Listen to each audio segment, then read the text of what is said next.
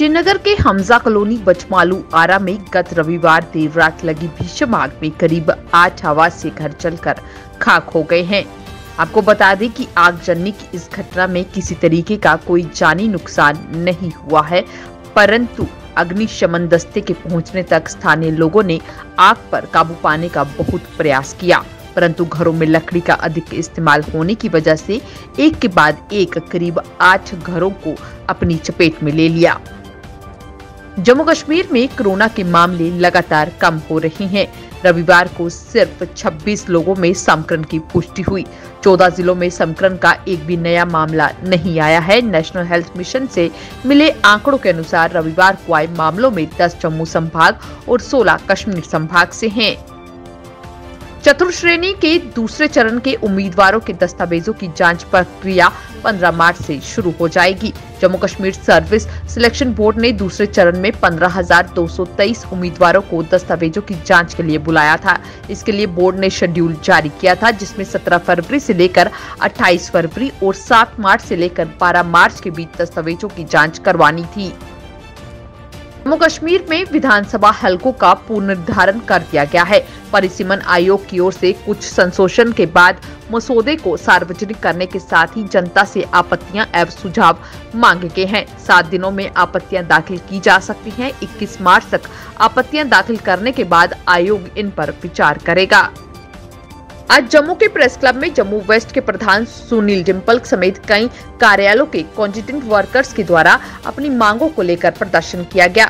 इस मौके पर इनका कहना था कि मिनिमम वेजेस एक्ट को लागू किया जाए, क्योंकि अगर बात करें तो कई कार्यालयों के ऐसे कर्मचारी भी हैं जिन्हें पिछले कई सालों से जो है उनका भत्ता नहीं मिल पाया है। साथ ही साथ इन्होंने कहा कि जल्द से जल्द इस मांग को पूरा किया जाए ताकि यहाँ पर इन सभी लोगों को राहत प्रदान हो सके।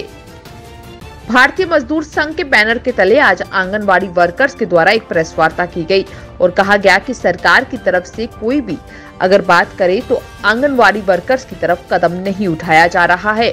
और इनका ये भी कहना था कि अगर बात करें तो इनकी तरफ से 1 से लेकर 10 मार्च के बीच एक अभियान चलाया गया है, जिसको लेकर एलजी एडमिनिस्ट्रेशन के पास लगातार पत्र भेजे जा रहे हैं, जिसमें हमने साफ किया है कि केंद्र सरकार के साथ जो है प्रदेश सरकार के द्वारा भी ऑनरोरियम जो है वो बढ़ा दिया जाए और साथ ही साथ रिटायरमेंट पॉलिसी को भी लागू किया जाए। सफाई कर्मचारियों के द्वारा आज एक बार फिर जम्मू म्युनिसिपल कॉर्पोरेशन में जोरदार प्रदर्शन किया गया। इस दौरान जो है इनका कहना था कि आज तीसरा दिन है जब ये लोग प्रदर्शन कर रहे हैं और साथ ही साथ इन्होंने कहा कि हमारी मांगों को लेकर इन्होंने मेयर और साथ ही साथ चीफ सेक्रेटरी से बात की है, परंतु उनकी तरफ से सिर्फ आश्वासन दिया गया है। इन्होंने कहा कि जब तक इन्हें ये सारे आश्वासन रिटर्न में नहीं दिए जाते हैं तब तक ये इसी तरीके से प्रदर्शन करेंगे और अगर रिटर्न में दिया जाता है तो ये अपने प्रदर्शन से उड़ जाएंगे, वरना 15 तारीख को ये लोग स्ट्राइक पर जाएंगे। देश में कोरोना संक्रमितों की संख्या जिस रफ्तार से घट रही है उससे लग रहा है कि कुछ ही दिनों में देश में कोरोना महामारी की समाप्ति हो जाएगी। इसके अलावा मृतकों की संख्या में भारी कमी आई है। स्वास्थ्य मंत्रालय द्वारा जारी आंकड़ों के अनुसार बीते 24 घंटों में कोरोना के केवल 2503 मामले सामने आए हैं। इस दौरान 27 लोगों की मौत हो गयी।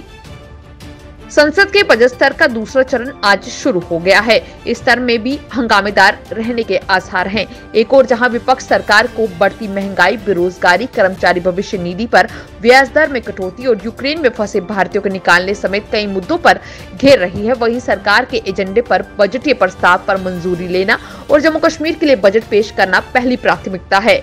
माना जा रहा है कि करीब 1.10 लाख करोड़ रुपए का बजट जो है जम्मू कश्मीर के लिए पेश हो सकता है।